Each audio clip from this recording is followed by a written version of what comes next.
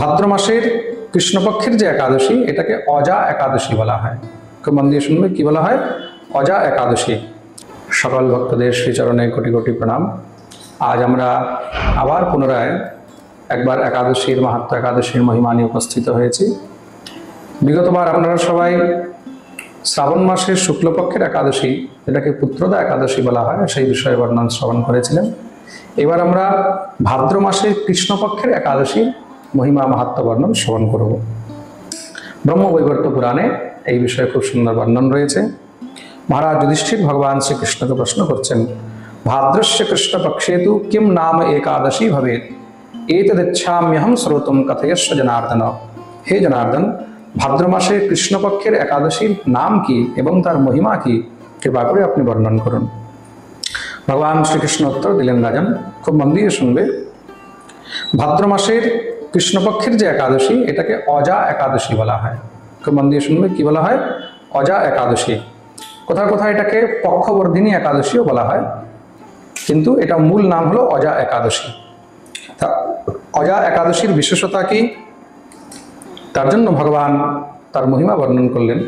যুধিষ্ঠির, এই বিষয়ে পুরাকালে খুব সুন্দর একটি প্রসঙ্গ রয়েছে।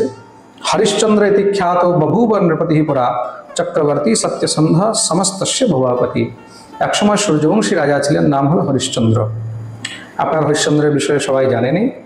রাজা হরিশ্চন্দ্র পরম সত্যবাদী ছিলেন, কিন্তু নিজের প্রারব্ধের ফলে রাজা হরিশ্চন্দ্রকে নিজের সর্বস্ব সব হারাতে হয়। রাজ্য, সুখ, সম্পত্তি, বৈভব, স্ত্রী, পুত্র ইত্যাদি পর্যন্ত সব হারাতে হয়।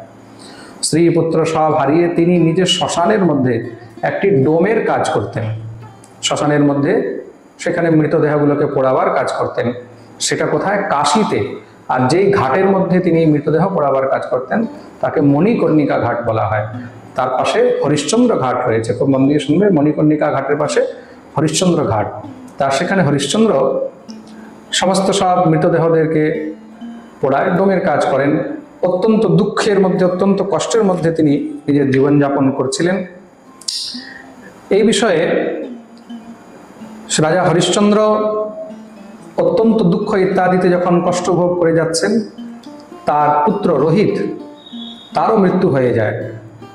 রাজা অত্যন্ত চিন্তিত হয়ে গেলেন, অত্যন্ত দুঃখিত হয়ে গেলেন। তখন গিয়ে রাজা গৌতম মুনির কাছে গিয়ে উপস্থিত হয়েছেন। গৌতম মুনির কাছে গিয়ে তিনি প্রার্থনা করলেন, প্রভু, আমার কি এই দুঃখ কখনো শেষ হবে না? এই দুঃখ নিবারণের কি কোনো উপায় নেই? তখন গৌতম মুনি কৃপা করে তাকে বর্ণন করলেন, রাজন, এই দুঃখ তোমার নিশ্চয়ই নিবারণ হবে, নিশ্চয়ই তোমার শেষ হবে। তার জন্য তোমাকে এই ভাদ্র মাসে কৃষ্ণপক্ষের একাদশীর ব্রত করা উচিত। একাদশীর ব্রত করলে পূর্বজন্মকৃত কোনো প্রারব্ধের ফলের কারণে এই জন্মে যদি কষ্ট ভোগ করতে হয়, তাহলে সেই সমস্ত পূর্বজন্মকৃত প্রারব্ধ, পূর্বজন্মকৃত পাপ ইত্যাদিও সব নাশ হয়ে যায়। তার জন্য তোমাকে অজা একাদশীর ব্রত পালন করা উচিত।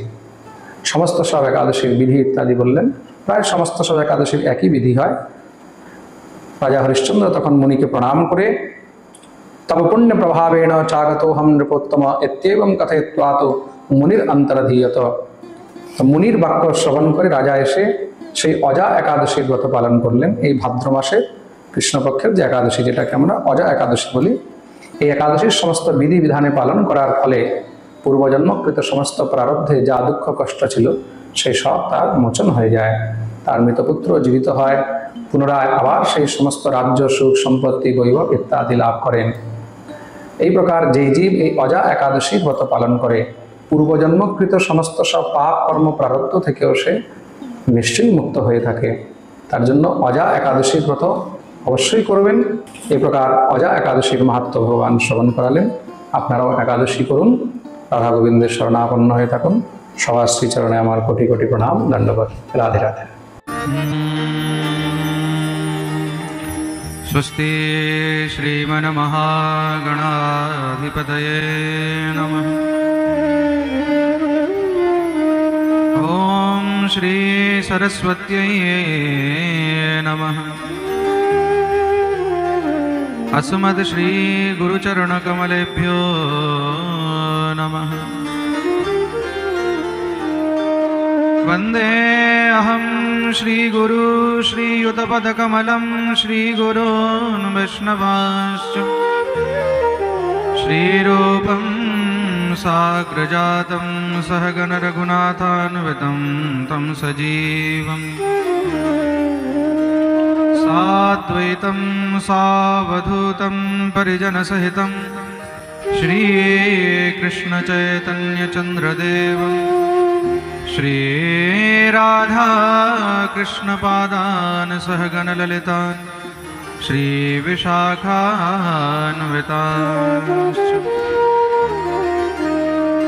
ध्येयं सदा परिभवग्नमभीष्टदोहम् तीर्थास्पदं शिवविरिञ्चिनुतं शरण्यं भृत्यार्तिहं प्रणतपालभवाधिपोतं वन्दे महापुरुषते चरणारविन्दम् नारायणं नमस्कृत्य नरं चैव नरोत्तमम् देवीं सरस्वती व्यासं ततो जयमुदीरये शुकरूपप्रबोधज्ञ सर्वशास्त्रविशारद एतत् कथा प्रकाशेन मदज्ञानं विनाशय अतुलितबलधामं स्वर्णशैलाभदेहम् धनुजवनकृशानं ज्ञानिनामग्रगण्यं सकलगुणनिधानं वानराणामधीशं रघुपतिप्रियभक्तं वातजातं नमामि गुरुवे गौरचन्द्राय राधिकाय तदालये कृष्णाय कृष्णभक्ताय तद्भक्ताय नमः।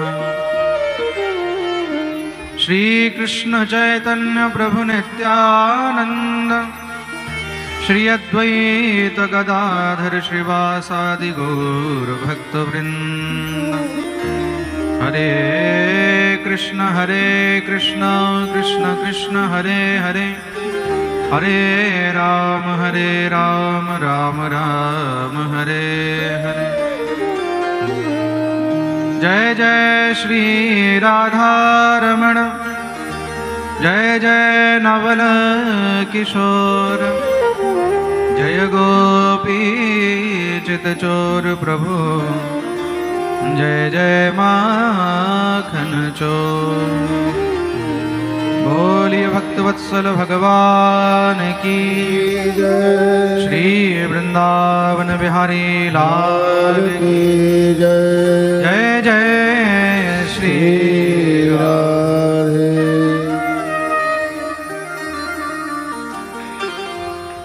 ठाकुर हमरे रमण बिहारी हम हैं रमण बिहारी के। ठाकुर हमरे रमण बिहारी हम हैं रमण बिहारी के। ठाकुर हमरे रमण बिहारी हम हैं रमण बिहारी के। ठाकुर हमरे रमण बिहारी हम हैं रमण बिहारी के। ठाकुर हमरे रमण बिहारी हम हैं रमण बिहारी के। ठाकुर हमरे रमण बिहारी शवाई दोनों हाथ दिए ताली ठाकुर सेवा धर्म हमारा काम न दुनियादारी से। ठाकुर सेवा धर्म हमारा काम न दुनियादारी से।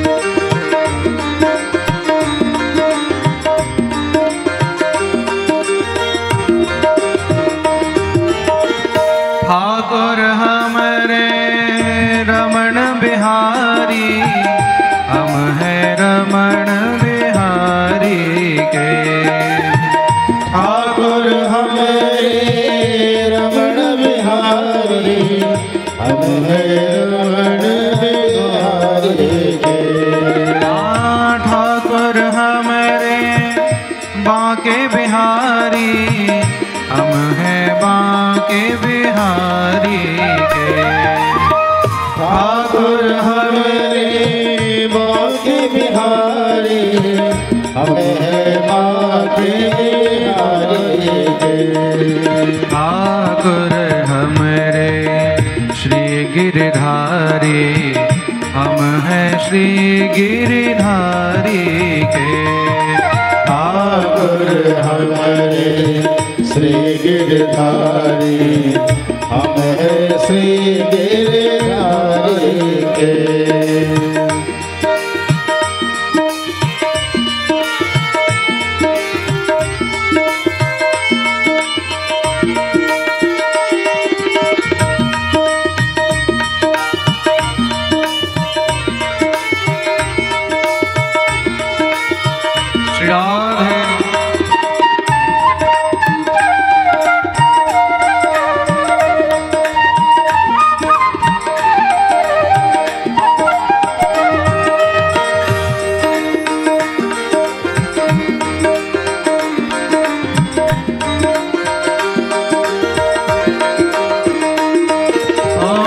ठाकुर हमारे श्री गुरुदेव हैं, हम हैं श्री गुरुदेव के। ठाकुर हमारे श्री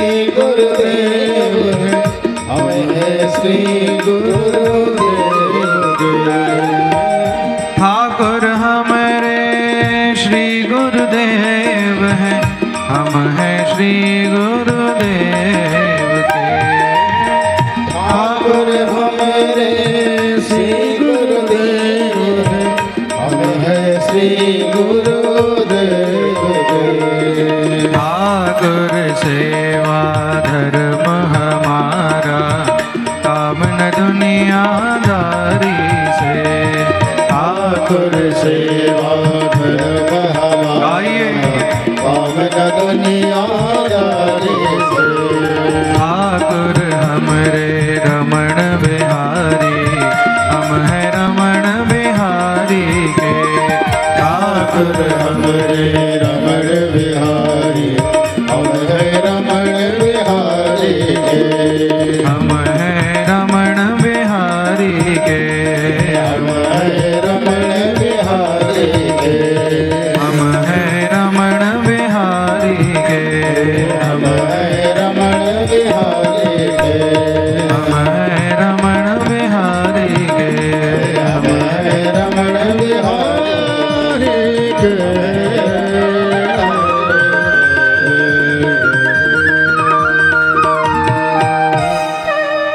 बोलिए भक्तवत्सल भगवान की जय। जय श्री निताई गौर हरि।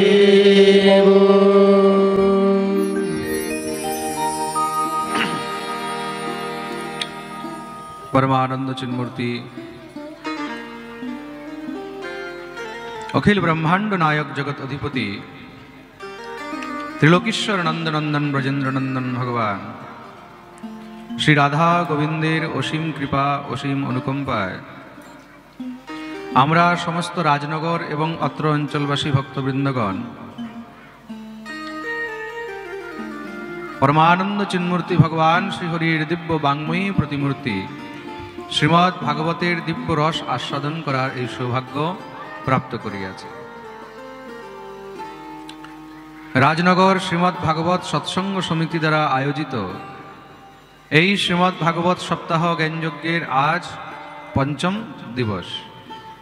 विगत 4 दिन যাবত আমরা ভগবানের অনন্যতম লীলার বর্ণন শ্রবণ করে চলেছি। যেই শৃঙ্খলায় কালকে আমরা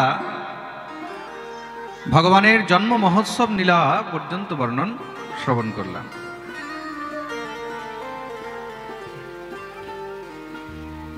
শ্রী সুখদেব প্রভু ভগবানের জন্মোৎসবের খুব সুন্দর বর্ণন করেছেন।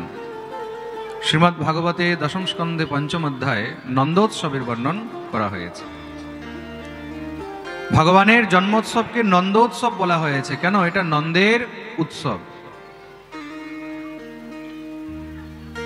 নন্দোৎসবের প্রথম শ্লোক नंदस्त्वात्मज उत्पन्ने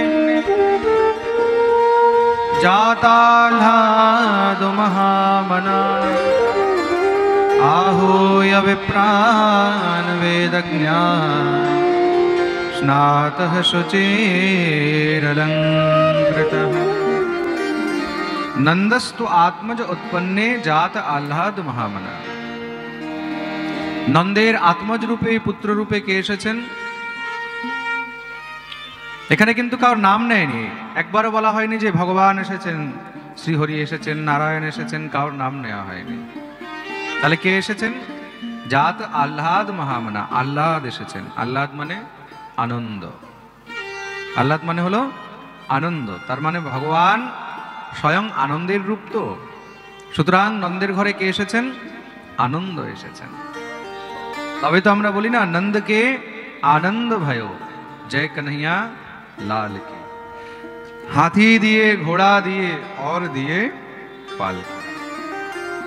কালকে সবাই মিলে তো খুব হাতি ঘোড়া লুটালুটি করেছে, করেছে না? হ্যাঁ, খুব হাতি ঘোড়া, চকলেট, বিস্কুট, কত কিছু। প্রেম সে বলো রাধে রাধে। কালকে কেমন আনন্দ হয়েছিল ভাবো। এইখানে যদি এমন আনন্দ হয়, তাহলে যেখানে সাক্ষাৎ ভগবান এসেছেন সেখানে কেমন আনন্দ হয়েছিল। নন্দ বাবা কি করলেন? আহুয় বিপ্রাণ বেদজ্ঞান স্নাতঃ শুচিরলঙ্কৃতঃ। সমস্ত ব্রাহ্মণদেরকে ডেকেছেন। কেমন ব্রাহ্মণ? বৈদজ্ঞ ব্রাহ্মণ, যারা বেদ বেদান্ত ইত্যাদির সব জ্ঞান রাখে, এমন ব্রাহ্মণদেরকে ডেকেছেন। ডেকে বাচ্চার জাতকর্ম সংস্কার করা হলো। জাতকর্ম সংস্কার করা হয়েছে, আর ব্রাহ্মণদেরকে খুব করে দান করেছেন। ব্রাহ্মণরা জাতকর্ম সংস্কার কিভাবে করেছে? वाचयित्वा स्वस्तयनं जातकर्मात्मजस्य वै कारयामास विधिवत् पितृदेवार्चनं तथा। वाचयित्वा स्वस्तयनं जातकर्मात्मजस्य वै। খুব সুন্দর স্বস্তি বাচন পূর্বক সেখানে দিব্য নন্দনন্দনের জাতকর্ম সংস্কার করা হলো। বিধিবৎ যত দেবদেবীদের আবাহন করে পূজা করা উচিত, সমস্ত সব পূজা অর্চনা অভ্যর্থনা করা হয়েছে। আর ব্রাহ্মণদেরকে খুব করে দান করা হলো। কি দান করেছে? ধেনু নাম নিয়ুতে প্রাদাদ বিপ্রেভ্য সমলঙ্কৃতে। ব্রাহ্মণদেরকে গোদান করেছেন। খুব মন দিয়ে শুনবে, কি করেছে? হ্যাঁ, গোদান। ব্রাহ্মণকে গোদান করলে বলছে তার অক্ষয় ফল প্রাপ্ত হয়।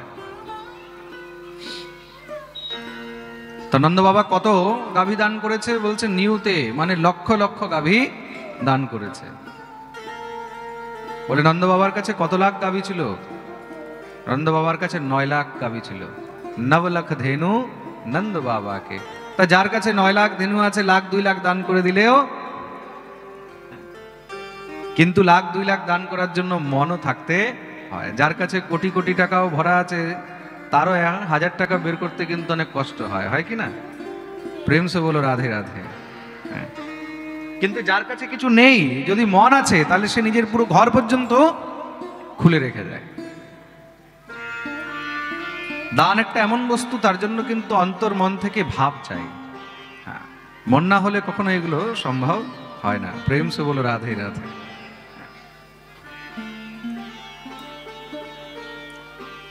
নৃপস্য চত্তম কৃপণস্য বিত্তম মনোরথম দুর্জনমানবানাম। স্ত্রিয়া চরিত্রম পুরুষস্য ভাগ্যম দেবো ন জানাতি কুতো মনুষ্য। রাজার মাথায় কি চলছে এটা কেউ বলতে পারে না। নৃপস্য চত্তম কৃপণস্য বিত্তম। কৃপণের কাছে কত অর্থ রাখা আছে এটা কেউ বলতে পারবে না। মনোরথম দুর্জনমানবানাম। দুর্জন ব্যক্তির, দুষ্ট ব্যক্তির মাথার মধ্যে কি চলছে সেটা কেউ বুঝতে পারবে না। তোমার সামনে হয়তো হেসে হেসে কথা বলছে, কিন্তু ভিতরে ভিতরে সে যে কি ভাবছে তোমাকে নিয়ে তুমিও বুঝতে পারবে না। মনোরথম দুর্জনমানবানাম, এগুলো নীতির শ্লোক। তার জন্য শাস্ত্র শুনতে হয়, শাস্ত্র পড়তে হয়। শাস্ত্রের মধ্যে যা লেখা আছে সব অকাট্য সত্য। এগুলো কিন্তু কোনো সময় মানুষকে ধোঁকা খেতে দেবে না। তার জন্য নীতিশাস্ত্র লেখা হয়েছে না। কেন পড়তে হয় নীতিশাস্ত্র? এই কারণেই পড়তে হয়। লক্ষ লক্ষ গাবিদান করলে আর শুধু তাই নয়, যত ব্রজবাসীরা এসেছেন যে যা চেয়েছে নন্দবাবা তাকে তাই দিয়েছেন। তিলাদ্রিন সপ্তরত্নৌঘ সাত কম্ভাম্বরাবৃতান। কেউ এসে যদি চাল চেয়েছে চাল দিয়েছে, গম চেয়েছে গম দিয়েছে, ডাল চেয়েছে ডাল দিয়েছে, শস্য চেয়েছে শস্য দিয়েছে, যে যা চেয়েছে। আর কিভাবে দিয়েছে? সব ভান্ডার খুলে দিয়েছে, নিজের হাতে দেয়নি, ভান্ডারগুলো খুলে রেখে দিয়েছে, যাকে যতটা প্রয়োজন নিজে ভরে নিয়ে যাও। আজকাল বিয়ে শাদিতে হয় না বাফার সিস্টেম, হয় কি না? আজকাল দেখবে বিয়ে শাদির মধ্যে আগেকার দিনে কত সুন্দর চেয়ার টেবিল লাগিয়ে সবাইকে পরিবেশন করে খেতে দেওয়া হতো, এটা দেবো ওইটা দেবো, বারবার জিজ্ঞাসা করতে আসতো। আজকাল সব সিস্টেমই শেষ, আজকাল বাফার সিস্টেম, সব একদম লাগানো আছে স্ট্যান্ডের মধ্যে, যার যেটা পছন্দ হয় না আর খাওয়া, তাই তো? এরকমই তো চলছে আজকাল। এটা বাফার সিস্টেম না, এটা হলো বাফেলো সিস্টেম। গরু মোষ যেরকম করে যেখানে যা ভাল লাগে ওখান থেকে গিয়ে খাওয়া শুরু করে দেয়, গরু মোষের মতন এখন মানুষরাও খাচ্ছে। প্রেম সে বলো রাধে রাধে। না কোনো ঝুটার বিচার, না কোনো শকরার বিচার, কোনো বিচার আছে? ঝুটা হাত দিয়ে এও নিচ্ছে ও নিচ্ছে। তার মানে কি আমাদের পরিবেশ, আমাদের সংস্কৃতি, সংস্কার, কালচার সব আস্তে আস্তে নষ্ট হয়ে যাচ্ছে। হ্যাঁ, আমিও মাঝে মাঝে যখন বিয়ে শাদিতে যাই, আমরা তো খাই না, অনেক জায়গায় এখন যেতে হয়, সেখানে সম্বন্ধ রাখার জন্য অনেক জায়গায় যেতে হয়। বেশিরভাগ তো আমি পাঠেই থাকি, তাও বৃন্দাবনে থাকলে অনেক সময় অনেক বিয়ে বাড়িতে যেতে হয়। এখন গেলে ওখানে যখন দেখি খুব বিচিত্র লাগে এগুলো। দেখছি একজন খাচ্ছে, খেতে খেতে হঠাৎ করে দেখছি ওই হাত দিয়ে আবার ওখান থেকে নিচ্ছে, আবার ইয়ে করছে, আর তারপরে আবার বলছে মহারাজ খেয়ে যাবেন কিন্তু, বলছে মহারাজ খেয়ে যাবেন কিন্তু। আচ্ছা হ্যাঁ আমি খেয়ে নিয়েছি। ওই আমরা তো দেখলাম না আপনাকে খেতে, আমি তোমাদের দেখার আগেই আমি খেয়ে চলে এসেছি। প্রেম সে হলো রাধে রাধে। বহুত বিচিত্র। এইগুলো কিন্তু উচিত নয়, এগুলো উচিত নয়। হ্যাঁ, এগুলোর মধ্যে এইসব সিস্টেম রাখলে তাও ঠিক আছে, খাবার টাবার স্ট্যান্ডে লাগিয়ে দিয়েছে, প্রতিটা স্ট্যান্ডে মানুষ থাক, সেই মানুষ নিজের হাতে দেবে, দূরে মানুষ দাঁড়াবে নিজের হাতে দিয়ে দেবে, যে আসবে থাল নেবে, নিজের হাতেই যে পারছে সেই নিয়ে নিচ্ছে। এটা কিন্তু খুব খারাপ জিনিস। তো নন্দ বাবা মনে হয় তখনই বাফার সিস্টেম খুলে দিয়েছে। হ্যাঁ, কেমন বাফার সিস্টেম? খাবারের জন্য নয়, নিয়ে যাওয়ার জন্য। তিলাদ্রিন সপ্তরত্নৌঘ সাত কম্ভাম্বরাবৃতান। যাকে যা লাগবে নিয়ে যাও, जो कछु कहो सुनो काहू सो दुनो दुनो दिन हो। কেউ যা চেয়েছে নন্দ বাবা তার থেকে আরো ডাবল ডাবল দিয়েছে, নিজের হাতে নিয়ে গেছে। সবাই এত আনন্দিত সেই নন্দোৎসবে। রাজা পরীক্ষিত প্রশ্ন করছেন, প্রভু সেখানে কোনো জিনিসের কমি হয়নি? মানুষ যদি ঘরের ভান্ডার খুলে দেয়, যাকে যা লাগবে নিয়ে যাও, তার যে নেবে সেও তো একদম নির্দয়ী হয়ে নিয়ে যাবে, সে কি আর ছাড়বে? সে ভাববে যত পাচ্ছি তত ভরে নিয়ে যাই, যত পাচ্ছি তত নিয়ে যাই। প্রেম সে বলো রাধে রাধে। তা কোনো জিনিসের কমি হয়নি? বলে কোনো জিনিসের কমি হয়নি। কেন? যেখানে স্বয়ং ভগবতী লক্ষ্মী বিরাজমান রয়েছেন, যেখানে ভগবান এসেছেন, লক্ষ্মী সেখানে নৃত্য করছে। লক্ষ্মী যদি কোথাও এসে বসে যায়, তাহলে সেখানে কোনো জিনিসের কখনো কমি হয় না, হয় কি? আর লক্ষ্মী যেখানে নৃত্য করছে সেখানে কি করে কমি হবে? তত আরভ্য নন্দস্য ব্রজঃ সর্ব সমৃদ্ধিমান হরের নিবাস আত্মগুণৈ রমা ক্রীড়ম ভূ নৃপ। ভগবতী রমা, ভগবতী লক্ষ্মী সেখানে নৃত্য করছে, নাচছে। আর দ্বিতীয়ত কথা, শ্রী সুখদেব প্রভু বলছেন, যেখানে দান হয় সেখানে কিন্তু আরো ভান্ডার ভরতে থাকে, সেখানে ভান্ডার কখনো খালি হয় না। যুধিষ্ঠিরের রাজসূয় যজ্ঞের মধ্যে ভগবান কি করেছেন? ভগবান দুর্যোধনকে সেখানে দক্ষিণা দেওয়ার কাজে লাগিয়ে দিয়েছে। রাজসূয় যজ্ঞের মধ্যে ব্রাহ্মণদেরকে দক্ষিণা কে দেবে, সবাইকে আলাদা আলাদা ডিপার্টমেন্ট দিয়েছে। তো তা ভীমকে রান্না করার ডিপার্টমেন্ট দিয়েছে। কেন? বলে ভীম খেতে ভালোবাসে, আর যে খেতে ভালোবাসে সে খাওয়াতেও ভালোবাসবে। যে নিজে খেতে জানে না সে খাওয়াতেও জানবে না। খুব মন দিয়ে শুনবে। যে খেতে জানবে সেই তো খাওয়াতে জানবে, যে খেতে জানবে না সে খাওয়াতেও জানবে না। এটা বাস্তবিকতা। কিন্তু অনেক সময় এরকম লোক হয়, তাকে তুমি 8 রকম 10 রকম রান্না করে দিয়েছো, না না না এটা খাবো না, ওইটা খাবো না, এটা খেতে পারবো না, এটা খেতে পারবো না। কেন? সে খেতেই জানে না। আর অনেক লোক আছে, তুমি তাকে 15 রকম 20 রকমের আইটেম বানিয়ে দাও, তাও সবগুলো থেকে একটু একটু করে খেয়ে দেখবে, হ্যাঁ টেস্টটা কেমন আছে, বলে হ্যাঁ ভালো। তার মানে সে খেতে জানে। খেতেও জানতে হয়। একবার আমাদের সঙ্গে পাঠে এক পণ্ডিতজি এসেছিল, আমরা উড়িষ্যায় পাঠ করতে গেছি উমরকোটে। এখন সেখানে আমাদের যিনি রান্না করে, খুব সুন্দর সুন্দর রান্না করে, হ্যাঁ, একটা জিনিস পাওয়া যায়, চই ঝাল বানাতো, জানো কি? একটা ডাঁটার মতন হয়, একটু ঝাল ঝাল হয়, সেই চইয়ের ঝাল, মোচার ঘন্ট, তারপরে আরো কত রকমের জিনিস বানাতো। তা সেই পণ্ডিতজি এখন যখনই ওকে খেতে দিত, আরে নেই ইসকো নেই খাएंगे, इसको नहीं खाएंगे, ये अच्छा नहीं लगता, ये আরে বাবা কেন? বলে তাহলে কি খাবে? বলে আলুর সবজি আর মুগ ডাল দিলেই হয়ে গেল, বাস। চিমড়া এরকম এরকম, তা সে নিজে খেতেই জানে না। আর যারা খেতে জানে তারা তো বলছে বাহ বাহ, খুব সুন্দর হয়েছে, খুব সুন্দর হয়েছে। তা খেতেও জানতে হয়। এই সংসারে তারাই খাওয়াতে পারে যারা খেতে জানে। প্রেম সে বলো রাধে রাধে। এখন ওকে বলছে যে কচুর শাক হয়েছে, বলছে কচু क्या होता है? কচু আবার কি হয়? সবাই এসব তো জানে না। বাঙালিদের খাবার তো এমনিতেও বহুত বিচিত্র,